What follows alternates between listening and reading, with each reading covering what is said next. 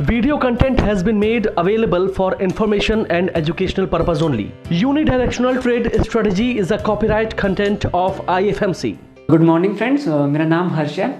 आज मनीष सर और Puneet sir busy हैं, तो आज की वीडियो मैं लेके आया हूँ। देखते हैं पूरा पिछले हफ्ते में बाज़ार में क्या हुआ।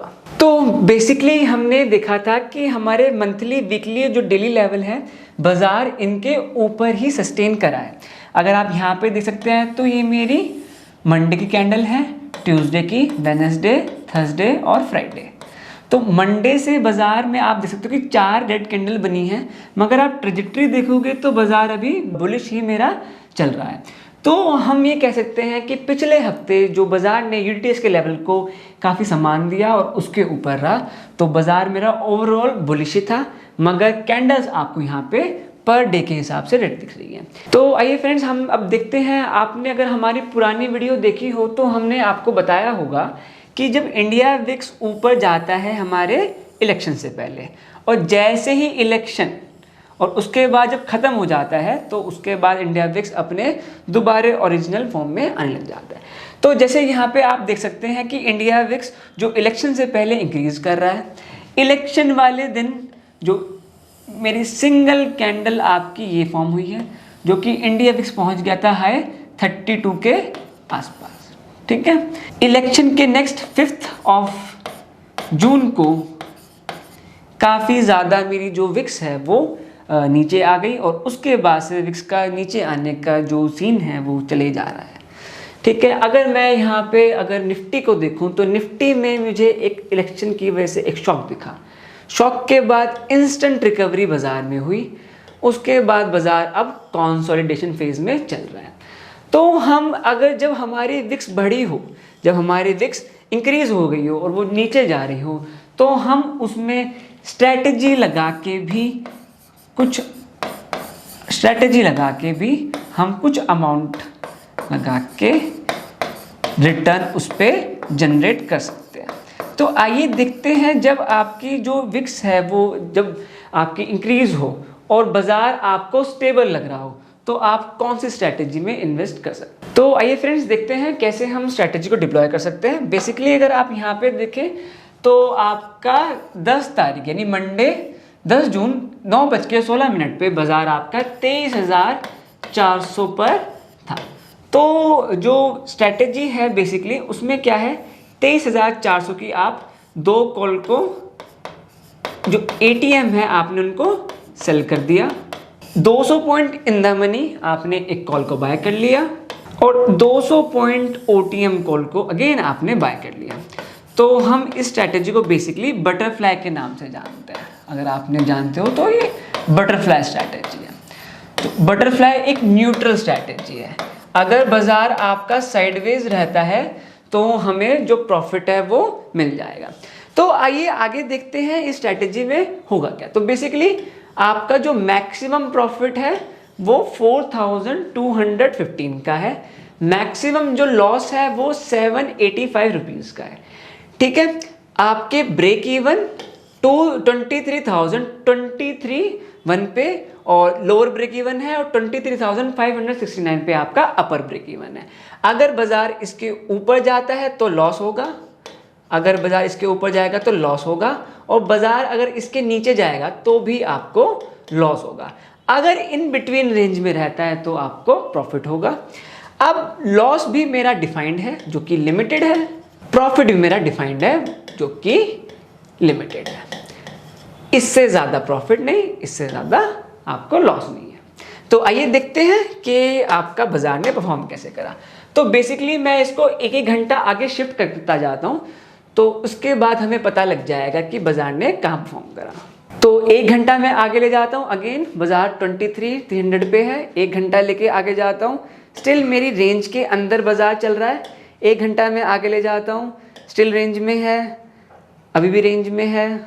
रेंज में 11 तारीख आ चुकी है, 12 तारीख की शुरुआत हो चुकी है, बाज़ार अभी भी मेरा रेंज के अंदर ही चल रहा है। आगे देखते हैं बाज़ार क्या करवट लेता है। 12 तारीख हो चुकी है और मेरे 12:15 हो चुके हैं, 1:45 हो चुके हैं, 2:45, स्टिल बाज़ार अभी भी मेरा रेंज में ही परफॉर्म कर रहा है। आप देख सकते हो 23,400, तारीख है 13 जून, 9:30 बज चुके हैं। बाज़ार अभी भी वहीं पे ही है जहाँ पे मंडे को बाज़ार खुला था। हम और आगे बढ़ते हैं, 11:30, 12:30, 1:30, 2:30 और मेरा यहाँ पे हो चुकी है एक्सपायरी। तो एक्सपायरी पे अगर मैं कहूँ तो जो आपका मार्केट है वो जो आपकी एक्सपायरी है बेसिकली कहाँ पे बंद हुई है, जो आपकी एक्सपायरी है बेसिकली वो कहाँ बंद हुई है आपकी 23,400। तो अगर जब भी आपको लग रहा है कि बाज़ार ने एक नीचे की तरफ मूवमेंट करा और तभी की तभी वी शेप रिकवरी आती है तो बाज़ार कंसोलिडेशन में कुछ टाइम के लिए रह सकता है और उस टाइम पीरियड पे आप न्यूट्रल स्ट्रैटेजीज में एंटर कर सकते हैं जहाँ पे आपका जो प्रॉफिट है वो लिमिटेड होता है और जो लॉस है वो भी आपका लिमिटेड। तो फ्रेंड्स आगे देखते हैं बाज़ार के कुछ इंपॉर्टेंट इवेंट्स और जो डेटा है वो नेक्स्ट वीक के लिए हमारे लिए क्या रह सकते हैं। तो फ्रेंड्स देखते हैं हमारे जो नेक्स्ट वीक है उनमें कुछ इंपॉर्टेंट इवेंट्स और जो डेटा है वो कौन कौन से हो सकते हैं। तो 17 तारीख को बेसिकली आपका जो इंडियन मार्केट है वो बंद रहेगा। क्यों? Because of Bakrid. इसके बाद जो आपका बाज़ार है वो खुलेगा आपका ट्यूसडे। तो ट्यूसडे हमें यूएस की तरफ से कुछ इंपॉर्टेंट डेटाज आने वाले हैं। तो आप यहाँ पे देख सकते हैं जैसे कोर रिटेल सेल्स हैं, इनके डेटा आने वाले हैं। रिटेल सेल्स जो मंथ ऑन मंथ मई के हैं इनके डेटा आने वाले हैं। फिर अगर हम आगे बढ़ते हैं तो देखते हैं और कौन से इंपॉर्टेंट इवेंट्स हैं जो आ सकते हैं। वेडनेसडे देखते हैं, ट्यूसडे हमें मिल चुका है, वेडनेसडे देखते हैं। तो वेडनेसडे हमें कुछ इंपॉर्टेंट डेटाज अभी फिलहाल है नहीं वेडनेसडे को। थर्सडे हम देखते हैं। हाँ, तो थर्सडे हमें एक इंपॉर्टेंट डेटा मिला है जो कि है बिल्डिंग परमिट्स, जो कि यूएसए में आने वाला है। इसके बाद अगर हम आगे बढ़े, आगे के इवेंट्स देखते हैं तो आगे आपको फेड मैन्युफैक्चरिंग जो इंडेक्स है जून का, ये डेटा आने वाला है। इसके बाद हम कुछ और आगे बढ़े तो हमें एक जॉबलेस क्लेम्स ये डेटा है ये भी आने वाला है थर्सडे को। उसके बाद क्रूड ऑयल की इन्वेंट्रीज आने वाली हैं। और आगे बढ़ते हैं और डेटास को देखते हैं और डेटास को देखते हैं कौन कौन से डेटा इंपॉर्टेंट है। आगे बढ़ते हैं, फ्राइडे को मेरे कुछ इंडियन डेटाज आने वाले हैं जिसमें से आपका फॉरेन एक्सचेंज रिजर्व्स यूएसडी में कितना है वो बताया जाएगा। आरबीआई की एमपीसी मीटिंग होगी उसके बारे में पता लगेगा और reserve balance with federal bank reserve bank इसके बारे में भी आपको पता लगेगा। तो ये थे हमारे कुछ इंपॉर्टेंट इवेंट्स जो कि नेक्स्ट वीक आपके लिए रह सकते हैं। हालांकि कुछ इतने इंपॉर्टेंट इवेंट्स नेक्स्ट वीक में है नहीं, मगर आप इनको भी ट्रैक कर सकते हैं। नमस्कार, मेरा नाम बुध प्रकाश है और पिछले 5 सालों से मैं स्टॉक मार्केट में ट्रेड कर रहा हूँ और मार्केट से मुझे निराशा ही हाथ लगी। फिर एक दिन मैंने IFMC की UDTS स्ट्रैटेजी का YouTube पर वीडियो देखा और मैंने इस कोर्स को 3600 रुपए में ऑनलाइन किया। तो आज मेरा ट्रेड करने का अंदाज ही बदल गया। थैंक यू IFMC, मुझे ट्रेड करना सिखाया और मेरा कॉन्फिडेंस रीगेन करवाया। Call 9870-510-511 or visit www.ifmcinstitute.com। तो आइए फ्रेंड्स देखते हैं निफ्टी के इंपॉर्टेंट लेवल्स। तो बेसिकली जो मेरा निफ्टी है मंथ पे आपका अप है, वीक में निफ्टी मेरा अप है और डेली में भी मेरा निफ्टी अप है। अगर हम बैंक निफ्टी को देखें तो बैंक निफ्टी हमारा मंथली पे अप है, वीकली में डाउन है और अगेन डेली में भी डाउन है। तो हम कह सकते हैं कि निफ्टी मेरा तीनों पैरामीटर में बुलिश है, मगर बैंक निफ्टी में कहीं ना कहीं कुछ बेरिशनेस का साइन शो कर रहा है। तो अगर आप बैंक निफ्टी में ट्रेड करते हैं तो थोड़ा सा कॉशियस होकर ट्रेड करें, क्योंकि अगर निफ्टी मेरा बुलिश है और बैंक निफ्टी बेरिश हो रहा है तो हो सकता है कि आपको इसके अंदर कुछ ज़्यादा मोमेंटम आपको वॉलेटिलिटी शो हुए। तो आइए फ्रेंड्स देखते हैं चार्ट पे जो हमारे जब लेवल्स डिस्कस करे थे उसके बारे में। तो बेसिकली जिसको शॉर्ट पोजिशनल ट्रेडर्स हैं वो आपके 23,443 से ऊपर रहता है और हमारे जो 3 इंट्राडे पैरामीटर्स हैं वो बुलिश रहते हैं। तो आप इसके अंदर एक शॉर्ट पोजीशनल ट्रेड बना सकते हैं। जो हमारे पोजिशनल ट्रेडर्स हैं उनके लिए लेवल है 23,317 का, और जो हमारे लॉन्ग पोजिशनल ट्रेडर्स हैं उनके लिए जो मंथली लेवल है और जो आपका लेवल निकलेगा वो है 22,455 का। तो बेसिकली अगर बाजार आपको इन लेवल्स पे दिखता है तो आप कुछ पोजिशनल, लॉन्ग पोजिशनल या शॉर्ट पोजिशनल ट्रेड को बना सकते हैं। तो फ्रेंड्स कंक्लूड करते हैं। तो बेसिकली क्या हुआ बाजार में, अगर हम देखें तो इलेक्शन की वजह से एक सेल ऑफ आया, उसके बाद बाजार ने वी शेप रिकवरी दी। हमारा जो लास्ट वीक था वो एक कंसोलिडेटेड रेंज में था।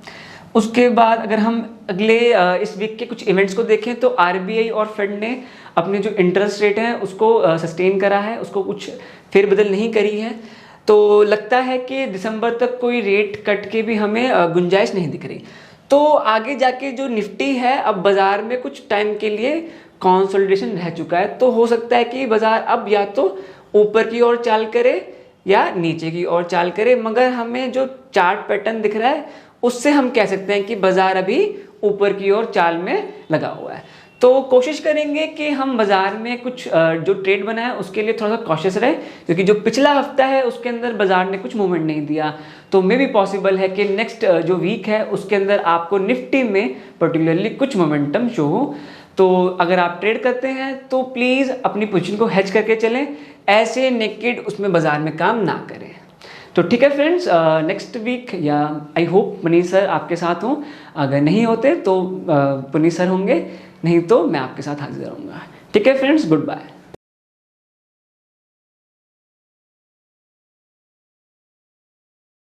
स्टॉक ट्रेडिंग के दौरान मुझे क्या खरीदना चाहिए और मुझे क्या बेचना चाहिए, मुझे कब खरीदना चाहिए और मुझे कब बेचना चाहिए, ये सवाल आपको परेशान करते हैं।